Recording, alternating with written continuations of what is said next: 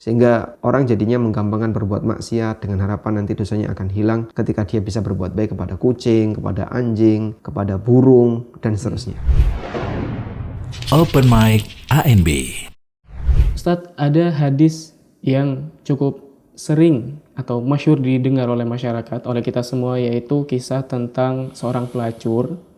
Kemudian dia berbuat baik kepada hewan anjing, lantas ternyata dosa-dosanya diampuni. Ada sebagian yang memahami dari hadis itu, oh ini dosa besar, ternyata mudah diampuni hanya dengan berbuat baik kepada seekor anjing saja. Apakah memang demikian duduk perkaranya, Ustaz? Alhamdulillah wassalatu wassalamu ala rasulillah. Hadis yang tadi disebutkan hadis yang sahih riwayat Bukhari Muslim. Ada seorang pelacur yang dia kehausan sampai akhirnya dia menemukan sebuah sumur. Kemudian dia masuk ke dalam sumur itu dan dia minum. Begitu dia keluar, dia melihat ada seekor anjing yang kehausan sampai menjilati tanah di sekitarnya. Lalu orang ini berpikir, anjing ini mengalami haus seperti yang saya alami tadi. Maka dia berusaha untuk memberi minum anjing ini. Gimana caranya? Dia masuk, kemudian dia penuhi sepatunya dengan air, lalu dia naik. Kebayang nggak gimana caranya? Mungkin dia akan gigit sepatu itu, kemudian dia naik. Karena kalau sepatu itu tetap ditaruh di bawah kaki, nggak bisa dipakai untuk wadah air. Sehingga sepatu ini kemungkinan dia gigit, lalu dia naik. Setelah itu airnya dikasihkan ke anjing. Fasyakarallahu lah faghafara. Allah Subhanahu wa taala berterima kasih dengan perbuatan orang ini, faghafaralah. Lalu Allah taala mengampuninya. Namun di sini perlu kita pahami, ada cerita dan ada motivasi. Hadis ini berbicara tentang cerita, bahwa ada orang yang berbuat baik kepada anjing, padahal dia punya dosa zina, bahkan banyak berzina, tapi dosanya kemudian diampuni. Dan ada motivasi. Motivasinya adalah berbuat baik kepada siapapun, termasuk binatang, bernilai pahala dan kebaikan. Nabi SAW mengatakan, "Bikulli kabidin ratbin ajrun." Dalam setiap makhluk hidup, di situ ada pahalanya. Artinya berbuat baik kepada makhluk hidup siapapun bernilai pahala. Namun apakah kita bisa jadikan ini sebagai alasan untuk menggampangkannya, bermudah-mudah untuk melakukan maksiat dengan alasan begitu mudahnya Allah mengampuni dosa hamba? Cukup hanya dengan berbuat baik kepada binatang saja dosa kita akan diampuni. Sehingga orang jadinya menggampangkan berbuat maksiat dengan harapan nanti dosanya akan hilang ketika dia bisa berbuat baik kepada kucing, kepada anjing, kepada burung, dan seterusnya. Yang menjamin itu siapa? Memang ada kejadian itu di masa silam. Tapi apakah itu juga akan berlaku bagi kamu? Secara spesifik ya Ustaz ya? Sebab ini cerita kasus tertentu. Kemudian ini dibuat satu kaidah bahwa siapa yang berbuat baik kepada anjing, zinanya diampuni. Gak ada kaidah itu. Sebaliknya di masa silam, ada orang yang dia punya keinginan untuk berbuat maksiat. Dan dia berpikir, nanti saya punya cara untuk menghapuskan dosa maksiat ini. Memang disetting dari awal. Disetting dari awal, sehingga dia akan merasa aman. Merasa aman sebab ada cara pelarian dari dosa maksiat ini. Pasca dia berbuat maksiat. Allah bercerita tentang saudaranya Yusuf. Sewaktu mereka berembuk untuk membunuh Nabi Yusuf. Di antara mereka ada yang mengusulkan, uqtulu Yusuf awitrahuhu ardhan yakhlulakum wajhu abikum wa takunu min ba'dihi qauman salihin. Bunuh Yusuf atau buang dia di padang pasir. Yakhlulakum wajhu abikum, sehingga dia tidak ganggu kalian di hadapan wajah bapak kalian. Lalu apa kata mereka? Wa takunu min ba'dihi qauman salihin. Dan nanti setelahnya kalian bisa menjadi orang soleh. Nanti taubat lah gitu ya Ustaz ya? Nanti kita taubat, nanti kita bareng-bareng jadi orang soleh. Dosa kita membunuh Yusuf hilang. Dengan mudahnya mereka punya anggapan seperti itu. Sehingga itu memotivasi mereka untuk semakin berani berbuat jahat, berbuat maksiat. Karena mereka merasa ada cara aman untuk menghilangkan dosa. Ada tempat pelarian untuk menghilangkan dosa. Dan orang kalau sudah merasa aman ketika berbuat maksiat, maka dia akan semakin nekat. Kejadian yang sama dialami oleh para pemuka agama Bani Israel. Allah Subhanahu wa taala menceritakan tentang orang-orang soleh di masa silam di zaman Nabi Musa. Lalu Allah mengatakan, "Fa khalafa min ba'dihim khalfun warithul kitaba ya'khuduna arada hadza al-adna wa yaquluna sayughfaru lana."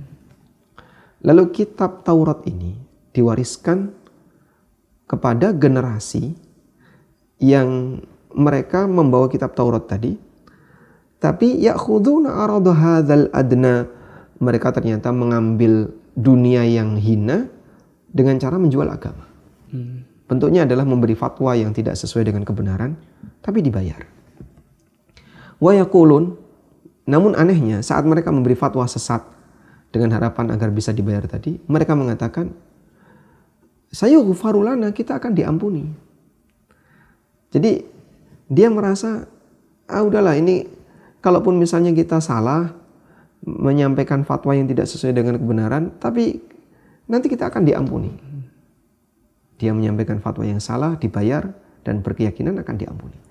Dan itu akan membuat dia semakin berani untuk berbuat maksiat. Maka hadis ini ketika dijadikan sebagai alasan untuk berbuat maksiat, ini bahaya. Siapa yang menjamin dosamu diampuni? Loh, katanya kalau berbuat baik kepada yang lain, dosa kita akan diampuni.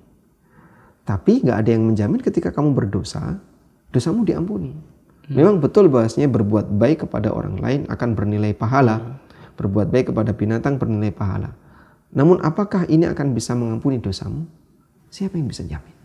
Berarti apakah tepat dikatakan bahwasanya hadis tentang kisah pelacur tadi itu sebetulnya audiens utamanya adalah bagi mereka-mereka yang sudah merasa putus asa dari rahmat Allah, bukan justru sebagai tameng mereka-mereka yang ingin lancang kepada Allah? Apakah betul seperti itu? Memang perlu dibedakan antara orang yang berkasus dan yang belum berkasus. Bagi mereka yang sudah berkasus, la taqnatu min rahmatillah, innallaha yaghfiru dzunuba jami'a. Kalian jangan putus asa dari rahmat Allah. Sehingga orang yang sudah berlumur dengan dosa dan maksiat, apakah dia punya peluang untuk taubat? Sangat terbuka. Karena putus asa dari kesempatan untuk bertobat itu bahaya. Banyak sekali kita jumpai ada sebagian orang yang kadang diajak untuk berbuat baik. Ayo Pak, tobat, kita ke masjid, kita berbuat baik. Aku banyak dosa Mas. Merasa kotor ya? Aku merasa kotor, aku malu kalau ke masjid. Dosaku banyak. Perempuan juga sama. Ayo pakai hijab. Aku merasa nggak pantas untuk pakai hijab, dosaku banyak. Itu contoh orang yang putus asa dari rahmat Allah. Al-Quran memberikan motivasi, la taqnatu min rahmatillah, innallaha yaghfiru dzunuba jami'a. Kamu jangan putus asa dari rahmat Allah. Allah mengampuni semua dosa. Sehingga kita tampakkan kamu punya peluang besar untuk tobat, memperbaiki diri. Asal kamu mau berubah. Tapi ini jangan dijadikan alasan untuk menggampangkan, bermudah-mudah berbuat maksiat. Karena sebuah perbuatan dosa, ketika dianggap ringan, nilai dosanya semakin besar. Meremehkan dosa menyebabkan nilai dosanya jadi semakin besar. Dan itu sangat berbahaya. Makanya sahabat Abdullah bin Mas'ud radhiyallahu anhu menyampaikan perbandingan antara mukmin dan munafik. Orang mukmin yara dzunubahu ka'annahu tahta jibal yushiku ayyaqa alai. Orang mukmin itu melihat dosanya seolah-olah dia seperti di bawah gunung besar yang hampir saja menimpanya. Baik itu dosa kecil, dosa besar, terlepas. Baik dosa besar maupun dosa kecil. Sehingga dia memandang sebuah dosa itu berbahaya. Wa ammal munafik yara dzunubahu mithla dzubab yaqa'u fi anfihi thumma yaqulu mithla hadza fayatir. Sedangkan orang munafik, dia melihat dosanya itu seperti lalat yang hinggap di hidungnya. Kemudian dia cukup menebas dengan satu tangannya, fayatiru, kemudian lalat itu terbang. Dosanya hilang. Ya udah nanti tahajud hilang gitu ya. Tahajud hilang. Dia merasa aman dengan amalan. Siapa yang menjamin? Karena itu ada sebuah pesan yang disampaikan oleh salah seorang ulama. La tanduru ila sigharil ma'asi, walakin indur ila azamati man ta'si. kau jangan lihat besar kecilnya dosa, tapi lihatlah keagungan zat kepada siapa kau bermaksiat. Masya Allah. Baik Ustaz, itu menarik. Di hadis ini kita sekarang beralih fokus kepada anjingnya Ustaz. Ini juga beberapa masyarakat sempat mempermasalahkan bahwasanya memang apa yang salah dengan anjing? Kemudian dia dalam agama kita dijadikan hukumnya sebagai najis. Apakah anjing secara zatnya memang hinadina, sebagai hewan buangan, hewan marginal dan seterusnya? Apakah memang kacamata seorang muslim ketika memandang anjing adalah hewan yang seperti itu atau bagaimana? Yang berhak untuk menentukan ini najis dan tidak najis adalah zat yang menciptakan semua isi alam ini. Allah ciptakan hambanya, dan dalam ciptaan Allah ini ada beragam benda yang hukumnya tidak seragam. Terus siapa yang berhak menentukan hukum itu? Zat yang menciptakan. Maka Allah menetapkan ini najis, ini halal, ini haram. Ini suci, ini najis, ini halal, ini haram. Ini boleh dimakan, ini nggak boleh dimakan. Karena dia berkuasa dan dia yang berhak untuk menetapkan hukum. Aziz, dia maha perkasa, tidak ada yang bisa untuk menolak ketetapannya. Hakim, dan dia zat yang maha bijaksana dan punya hak untuk menetapkan hukum. Sehingga kalau ada orang bertanya, Allah ciptakan anjing, Allah ciptakan babi, tapi kenapa malah diharamkan? Itu sebagai ujian bagi manusia. Dan dia berhak untuk menciptakan sesuatu yang berfungsi sebagai ujian bagi hambanya. Sejauh mana dia taat kepada aturan Allah. Maka anjing ketika dinyatakan haram untuk dimakan, anjing dinyatakan najis air liurnya, dan seterusnya, itu hak zat yang menetapkan hukum. Berarti apakah valid jika seseorang mengatakan Allah menciptakan kucing, menciptakan anjing, kenapa yang dinajiskan itu adalah anjing sedangkan kucing tidak? Oh, ini tidak adil. Apakah bisa dikatakan demikian? Bagaimana mungkin tidak adil? Dia zat yang berhak untuk menetapkan sesuai yang dia kehendaki, dan manusia tidak punya wewenang itu. Sehingga yang berwenang menetapkan berdasarkan apa yang menjadi wewenangnya. Meskipun ketika Allah menetapkan hukum tidak serampangan, ada sejuta hikmah di balik itu. Dan sekarang terbukti kenapa Allah Subhanahu wa taala menjadikan kucing sebagai binatang yang tidak najis. Padahal kucing misalnya setelah dia buang air kencing, dia jilat itu kemaluannya. Terus habis itu dia jilati badannya. Kemudian anjing, kita tidak tahu apakah dia juga menjilati kemaluannya atau tidak. Tapi anjing juga menjilati badannya. Kenapa yang ini najis, yang itu nggak najis? Realita penelitian di dunia medis menemukan rahasianya.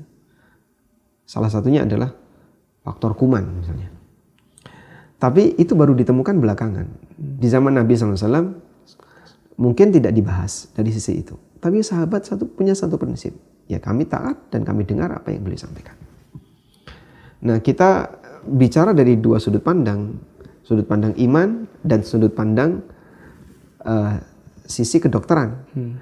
Kalaupun ada informasi dari sisi medis atau sains membongkar bahwasanya ternyata di sini rahasia kenapa ini dilarang, itu akan semakin menguatkan iman kita, menguatkan keyakinan kita. Nah sekarang kan terbukti kan benar kenapa ini disebut najis. Ternyata ada potensi bahaya di beberapa titik tertentu. Berarti justru bukti keimanan itu akan terlihat ketika kita paham, ya sudah memang Allah melarangnya pasti ada keburukan meskipun kita belum tahu, meskipun penelitian belum membuktikan seperti itu. Meskipun, karena kita pakai bahasa iman. Dan bahasa iman adalah apapun yang bersumber dari zat yang kita ikuti, yang menciptakan Allah Ta'ala, dan yang bersumber dari utusan Allah, kita mengatakan sami'na wa ata'na.